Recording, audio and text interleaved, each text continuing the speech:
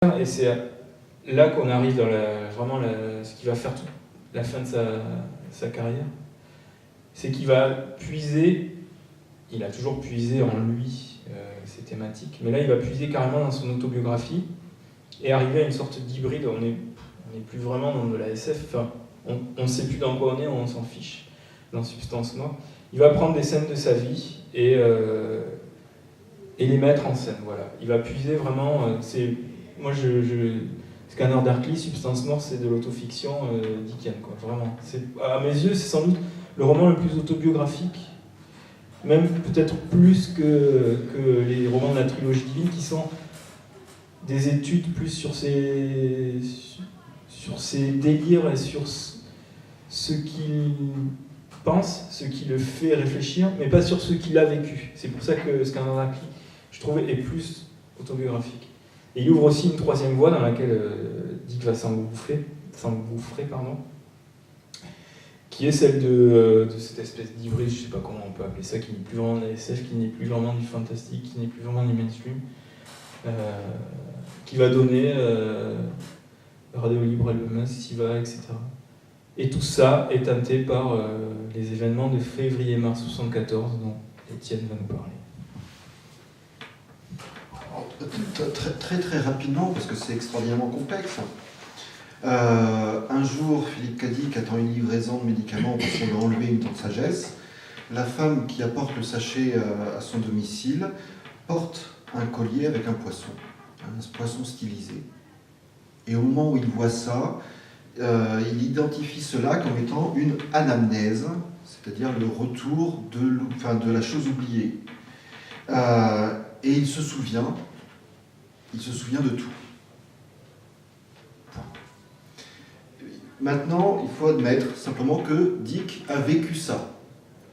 À mon sens, on ne doit pas se poser la question, est-ce qu'il est fou, est-ce qu'il était malade, est-ce qu'il a fait une crise d'épilepsie du lobe temporal?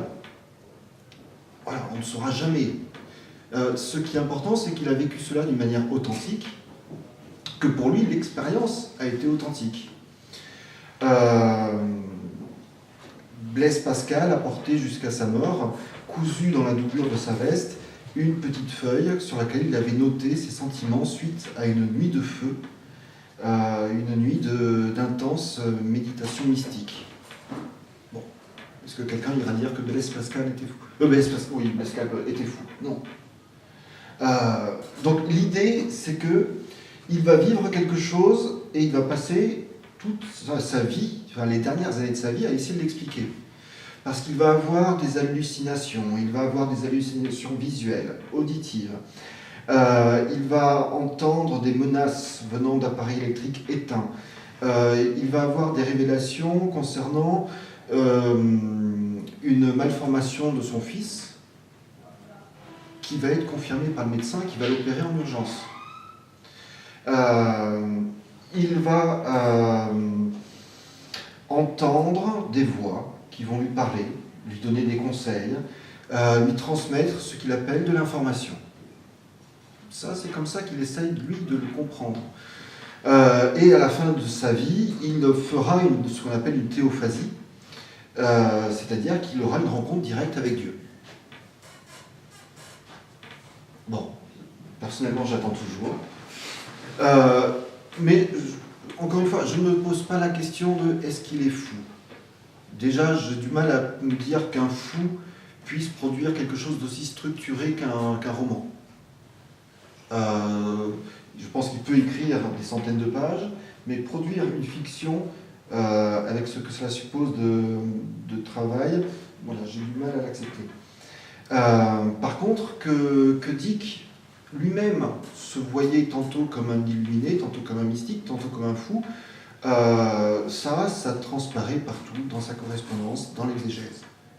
Il se pose la question, et à la limite, tous les regards que nous pouvons porter sur lui, il s'était déjà analysé de cette façon, il avait déjà envisagé la possibilité.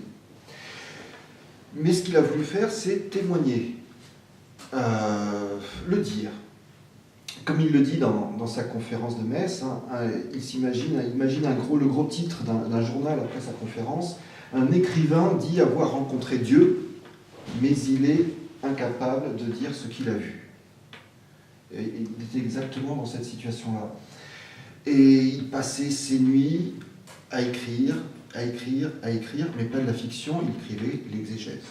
Les feuilles s'amoncelaient, mais il n'était plus capable d'écrire de la fiction. En 1976, un éditeur lui fournit une confortable avance. Pour l'époque, c'était une somme assez appréciable. Il avait $12 000 d'avance pour son prochain roman, qui devait s'appeler Valley System A. Pendant des années, une grosse correspondance avec son éditeur, lettre après lettre, Dick lui présente des synopsis, non, finalement, je vais faire ça.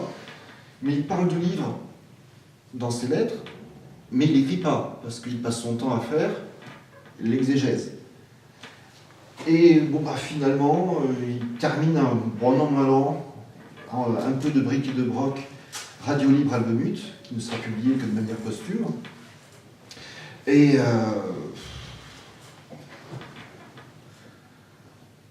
c'est pas convaincant. Quand on le lit aujourd'hui, on voit qu'il y a des germes d'idées qui viendront dans les romans suivants, mais que le livre n'est pas totalement, parfaitement maîtrisé, totalement, parfaitement abouti. Radio Libre Albumut introduit néanmoins une première idée extraordinairement forte, c'est que Dick apparaît comme personnage. Il y a donc Dick, personnage rationnel, et tous les éléments mystiques sont projetés sur le personnage de Nicolas Brady. C'est lui qui est chargé d'une mission par un satellite extraterrestre qui vient lui communiquer des informations. Mais nous sommes dans une Amérique chronique. Nous sommes dans une Amérique nixonienne. Je ne sais pas si le terme existe, mais en tout cas c'est ça, c'est une espèce de cauchemar totalitariste. En 1978, Dick va écrire, il va écrire sa conférence à Metz, il va écrire quelques essais, il touche toujours pas à la fiction. Il y a quelques petites nouvelles, des petites formes comme ça. Je crois que c'est à cette époque-là qu'il en publie une dans Playboy, par exemple.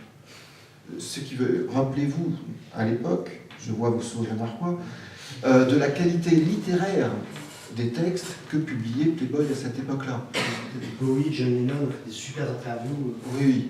Donc là, vraiment, c'était une grosse reconnaissance du point de vue purement éditorial.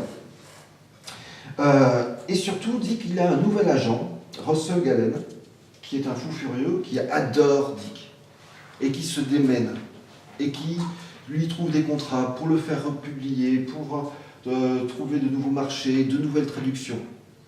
Et le travail de Russell relance un petit peu la machine.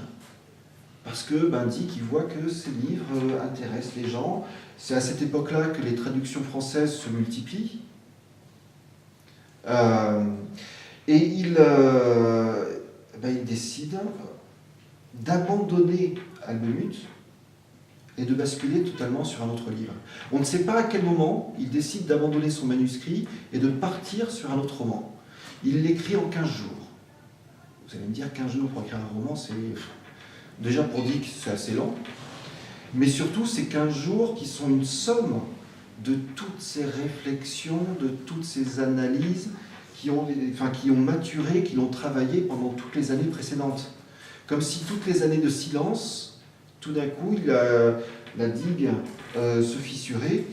Et il écrivait Siva avec ce dédoublement de l'auteur entre Phil Dick, rationnel, sérieux, et Horst-Lower Fat, qui lui est un barjot de première et qui passe son temps à élaborer des hypothèses les plus farfelues pour comprendre comment est-ce qu'il se fait qu'il a eu cette révélation mystique il y a quelques années.